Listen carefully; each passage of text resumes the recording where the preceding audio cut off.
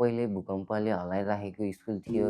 अनि कति बेला झर्छ जाला भन्ने चिन्ता हुन्थ्यो। अब एक्कासी आएर पुग्देला भन्ने डर हुन्थ्यो।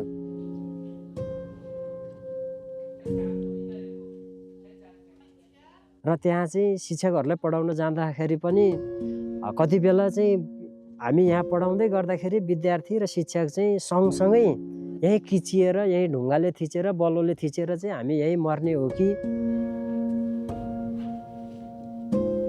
भूकम्प आयो भने एउटा मनमा डर र त्रास हुन्छ। पढाइको बेला भूकम्प आउँछ कि जस्तो डर त्रास लाग्नु पनि हुन्छ। विभिन्न सङ्घ संस्था सरकारी निकायहरूमा पुग्दाखेरि अब चाहिँ कहिले बजेटका अभाव, कहिलेकाहीँ चाहिँ तपाईँको विभिन्न सरकारी मापदण्डहरू र अन्तिममा गएर चाहिँ पहाड ट्रस्टसँग चाहिँ ठोकिन पुगेँ र पहाड ट्रस्टले चाहिँ सपोर्ट गरेर अहिले चाहिँ 6 कोठे पक्की बिल्डिङ बनाइदिनु भएको छ।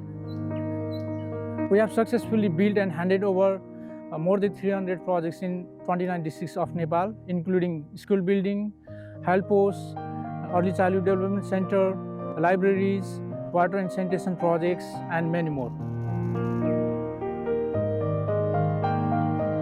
We design all the structure and school buildings as per National Building Code of Nepal, and we strictly follow the building bylaws of the school buildings.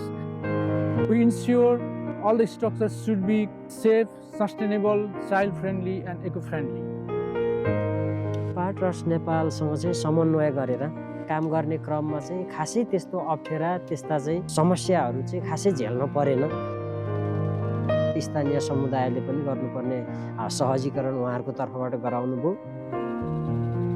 यदि पहाड ट्रस्ट नेपालले पनि सहयोग गरेर भवन निर्माण नगरिदिएको भए हामी भविष्यका कर्णधारहरूको चाहिँ भविष्य के हुने हो कसो हुने हो, बच्चाको भविष्य कोर्न सकिन्छ कि सकिन्न भन्ने एउटा रिस्क मोलेर पनि पठन पाठन चाहिँ गरिरहनु पर्थ्यो होला सर। अहिले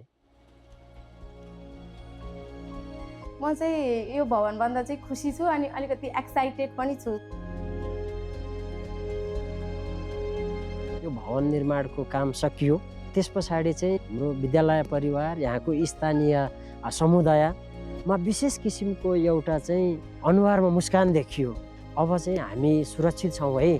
अब हामीलाई चाहिँ 2072 सालकै भूकम्प आइहालेको खण्डमा पनि हामी चाहिँ पहिलाको जसरी चाहिँ एउटा रिस्क जोखिम मोलेर चाहिँ बसिरहेका छैनौँ।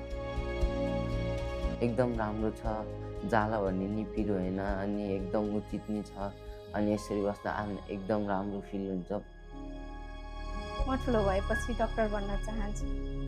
अलिक गरिब असहाय ठुलो उपचार गर्न नसक्ने पर्सनहरूलाई चाहिँ हेल्प गर्न चाहन्छु कि फ्रीमा उपचार गरेर। So to be a doctor. म चाहिँ शिक्षक बन्न चाहन्छु। एउटा शिक्षक चाहिँ मोमबत्ती जस्तै हुन्छ नि त नि, जस्तो मोमबत्ती एक ठाउँमा बलेर चारैतिर उजागर गरिदिन्छ त्यसरी नै सबैतिर शिक्षा पुगोस् अनि आर्थिक स्तर राम्रो हुँदैन अनि उहाँ पनि पढ्ने अवसर पाउन् भन्ने मलाई लाग्छ।